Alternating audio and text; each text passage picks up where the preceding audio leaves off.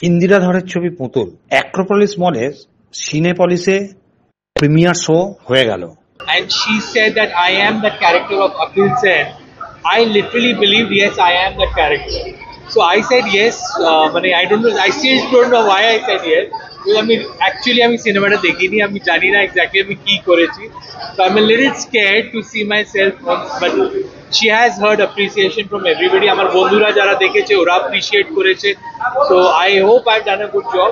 But all credit goes to Indira for taking a chance on a completely non-actor like me, because I've only done reality shows. So all credit goes to her. Everything said and done. একটা জিনিস বলবো, পুতুলের A to Z everything, সেটা story, script, direction, costume, makeup, কি বলবো, artist selection, everything, including আমি বলবো কয়েকটা ক্যামেরার ফ্রেমসও, এভরিথিং। ওভারঅল এক্সপেরিয়েন্স কেমন ছিল? পুরোটাই Indira দির, it is she, Putul is her, and we've just acted over here, that's it. So it is a huge big day for her. প্রথম ফিচার ছবি release. I'm very emotional about all my projects. পুতুলের সাথে বোধহয় জার্নিটা আরো interesting হয়েছে, so আরো excited, না সেটা বলবো না, ইট উইল বি ভুল বলা হবে অন্য ছবির জন্য, বাট ডেফিনেটলি পুতুলকে নিয়ে খুবই এক্সাইটেড আমরা।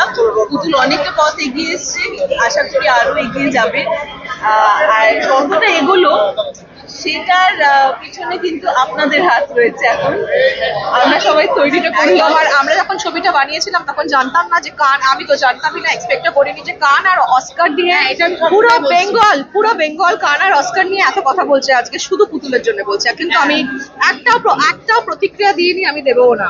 তার একটাই কারণ, I am very proud for Bengali cinema. শুধু বাংলায় বেঙ্গলি সিনেমা নিয়ে কথা হবে কেন, 60 ইয়ার্স পরে আজকে কানের প্ল্যাটফর্ম হোক, আমরা রেড কার্পেট হেঁটে এসেছি ওখানে। আর অস্কারের টপ 79-এ শায়নের জন্য গানটা আমাদের গেল, বা আমাদের বিজিএম, সব থেকে ইম্পর্টেন্ট বিজিএম, প্রথম বাংলা বিজিএম আর গান যে গেল।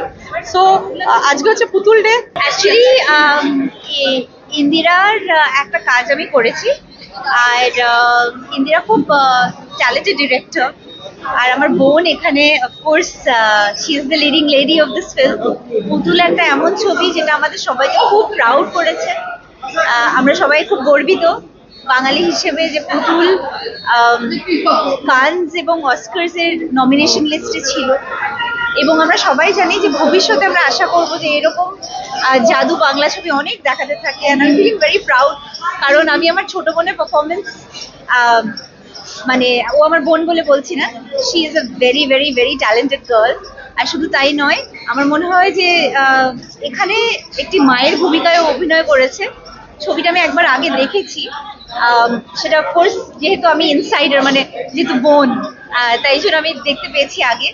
খুব ভালো পারফর্ম করেছে সবাই, প্রত্যেকটি আর্টিস্ট খুব মন দিয়ে পারফর্ম করেছে। এখানে প্রত্যেকটি মানুষ যে পরিমাণে হার্ড ওয়ার্ক করে বিদেশের মাটিতে বাংলা ছবিকে নিয়ে গেছে, এটা কিন্তু সত্যি একটা গর্বের ব্যাপার।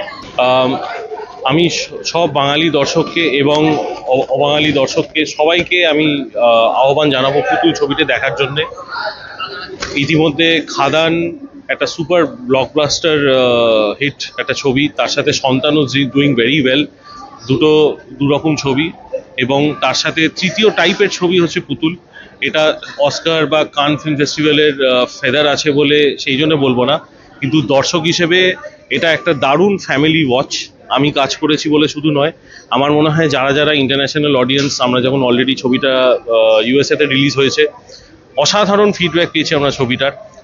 আমি আশাবাদী যে আপনাদের সবাই খুব ভালো লাগবে। আর মুমতাজানকে আমার মা বেনেছে, আর আমাদের ছবিটা আমি ডিসক্রাইব করবো না, তোমরা দেখো, গিয়ে ওটাকে দেখো। ক্যারেক্টার আমি বলবো, ক্যারেক্টার হচ্ছে আমি একটা স্ট্রিট চাইল্ড হচ্ছি, তো সামবডি কেউ আমাকে কিডন্যাপ করলো, পরে আমার মা আমাকে বাঁচালো।